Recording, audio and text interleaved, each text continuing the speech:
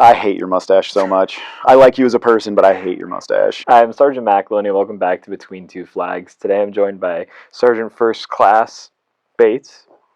Hi. You want to introduce yourself, Sergeant First Class? I am Sergeant First Class Bates. Are you Sorry. answering your cell phone? No, Key Chevrolet is calling me. I don't want to talk to Key Chevrolet. You don't want to talk to? Do you want to talk to me? I'd love talking to you. We talk all the time. That's true. We have a very vivid. 2 or 3 weeks ago, I shaved my mustache, kind of impulsively, and I had walked past Sergeant Bates' office, and I poked my head in, and he looks me dead in the eyes. He's like, "Holy crap! For the first time ever, you look like a soldier." That's not exactly what I said, but that was the sentiment. I said, "You look so good right now." And he did. Trust me. And then he grew the squirrel back, and I don't like it. If all of the recruiters score above a 450 on their ACFT, I'll shave my mustache for a year. Okay. I think my mustache is safe. Unfortunately. So what do you do here for the Vermont Army National Guard? I am the Recruit Sustainment Program non-commissioned officer in charge. So once a recruit enlists, they come and train with me for a period of time before they go to initial entry training, so that I can teach them a thing or two about how the Army works. So when they get to training, they already kind of have something in their head of what to do. Okay. And where were you before RSP? So I've been in the Army for 17 years so far. So I've been all over. My previous assignment was with Headquarters and Headquarters Company 3172 as a Readiness NCO and an Operations NCO there.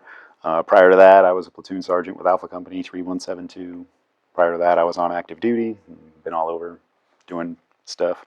At this point in your career, what do you think your favorite point or the highlight of your career was? The general experience, cumulatively, has brought my life to where it is right now, and I really appreciate my life. And so the Army is a big part of that, and who I am as a person. My favorite part of the Army is the Army. It is well known around this place that he lives and breathes the Army.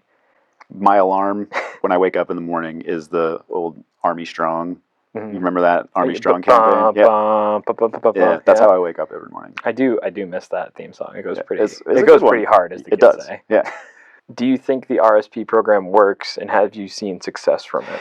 Yeah, actually, it does. So I've recently had discussions with new soldiers coming back from initial entry training, and I asked them several questions about how their experience in RSP shaped their experience at basic training and advanced individual training or one station unit training, and the resounding answer is yes. You could tell who had been through an RSP for even only one drill period before going to AI or going to initial entry training, because a lot of people on active duty, they'll just enlist and then a week or two later ship to training with not really any experience on what the phonetic alphabet is, what customs and courtesies are, how to talk, how to walk, things like that. So if you come to RSP, you learn all of these very, very basic skills that you and I take for granted. And then you get there and you have an advantage over people who haven't been through that experience. So they all definitely appreciate the RSP before they go to training. Anybody who may be on the fence about enlisting, do you have anything you'd like to say to them to either encourage them one way or the other? Yeah, so I have talked with a lot of people over my career, both in the military, outside of the military, and especially some older folks who, they might be in their 40s or 50s or 60s these days. And I talk to a lot of them, and they all say, I wish I would have joined because X, Y, and Z. And everybody has their own reasons, but regret is a right? So if you're thinking about it, do it, because it's going to be a challenge, but you're going to learn a lot from it. And you're going to be able to handle adversity in a better way compared to some people who haven't been in the military and haven't experienced doing difficult things. I'm a big quotes guy, and so you'll hear me say sometimes life can be hard, but that's okay because we can do hard things. Well, military service is inherently a challenge. So if you can do military service, you can overcome life's challenges.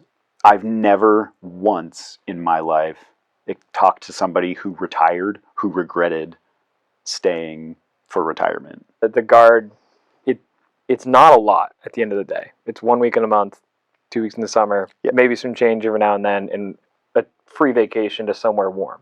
Mhm. And at the end of the day, you get so many benefits that people don't even like to talk about. You get your tuition paid for, you get healthcare, and all these other things. And people take it for granted, like you said, and don't realize it till it's too late. I think one of my favorite parts, now that I've had a chance to think about it, is being a part of something greater than myself. That was always really important to me before I enlisted in the military. It's a big reason I enlisted in the first place back in 2008. And just being a part of something bigger than myself has been a very rewarding experience. You know, coming together for like a real purpose, like a real significant purpose of defending the United States Constitution and the United States of America, which is the nation that I love very much. And so, like, I raised my hand and I said, I will do whatever I can to help protect this great land. Like you said, wearing the flag, doing the thing, it's just, it means so much to me, and I wish more people would feel that.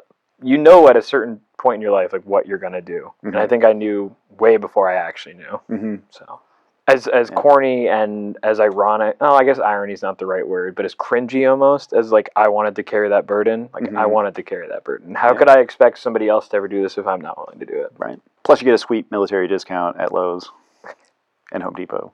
Well, if there's nothing else from you, Sarn, ascend to victory.